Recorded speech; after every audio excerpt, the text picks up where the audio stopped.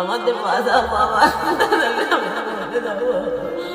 তো এনার বৌমা যে এখান থেকে ছেড়ে চলে গেল নাতিকে নিয়ে নাতিকে নিয়ে, তা আপনারা কোনো প্রোটেস্ট করেননি? প্রোটেস্ট করতে গেলে মার দাঙ্গা করতে আসে।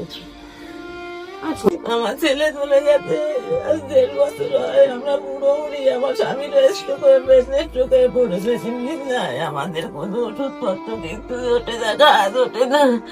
অসুস্থ, ও অসুস্থ, বিছানা থেকে উঠে না একদম। ওকে আমাকেই দেখতে হয়। আমার কোমরের হাড় ভাঙ্গা, আমি ওই নিয়ে ওর ওই কবে আপনার ছেলে মারা গেছে? কবে? 1.5 বছর হয়ে মারা গেছে। কি করে মারা গেল ছেলে? ব্রেন স্ট্রোক হয়েছিল। ব্রেন স্ট্রোক হয়েছিল? হ্যাঁ, ব্রেন স্ট্রোক হয়েছিল। আমি এই ছেলে চলে যাওয়ার পরে আমার রাত্রে উঠে চেয়ারে বসে থাকি, আমার ঘুম নেই, আমি ঘুমোতে পারি না। লোকটা, আপনার হাজবেন্ডে কি হয়েছে? তারও ব্রেন স্ট্রোক হয়েছে। দুজনেই? হ্যাঁ হ্যাঁ। বাবু কি হয়েছে আপনার? হ্যাঁ, স্ট্রোক হয়েছে?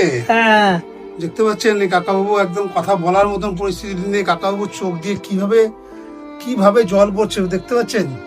ওনার কথা বলার ক্ষমতা নেই। এই পরিবারটার মানে কি অবস্থা। এই একজন হামাগুড়ি দিয়ে হাঁটছে, মানে ওনার ঘাড়ের প্রবলেম, উনি মাজায় প্রবলেম, উনি উঠতেই পারেন না। কি অবস্থা দেখুন। ওরে বাবারে বাবা, আমার এত কষ্ট লাগে দেখছি পরিবারটার। বন্ধুরা মানে কি অবস্থা। কাকিমা আছে রান্না বান্না কিছু করেছেন? আলু সিদ্ধ ভাত ছাড়া আমার আর কিছু হয় না। শুধু আলু সিদ্ধ ভাত খেয়ে বেঁচে আছেন আপনারা? আর ওকে ভাতের ফ্যান দিয়ে মেখে দিয়ে তো শুকনো খেতে পারে না। ভাতের ফ্যান খান? তো আর বাজার আর কিছু আছে আপনার? না, কি আছে? কিচ্ছু নেই, একটু চাল ছাড়া। কই দেখি কোথায়। এই যে এই কটা চাল কি হবে? এ তো আপনিও খেতে পারবেন না, কাকু খেতে পারবে না। ওইভাবে ফেনা ভাত করে ছুটে খেয়ে এই কটা চাল ফেনাপাত করে খাবেন? কি অবস্থা দেখতে পাচ্ছেন বন্ধুরা, পরিবারটার মানে বলার মতন না। আপনাদের একটু সহযোগিতা চাই, যে যতটা পারবেন ভিডিওটা বেশি বেশি করে শেয়ার করুন। কাকিমার একটাই ছেলে ছিল, ছেলেটা স্ট্রোকে মারা গেছে।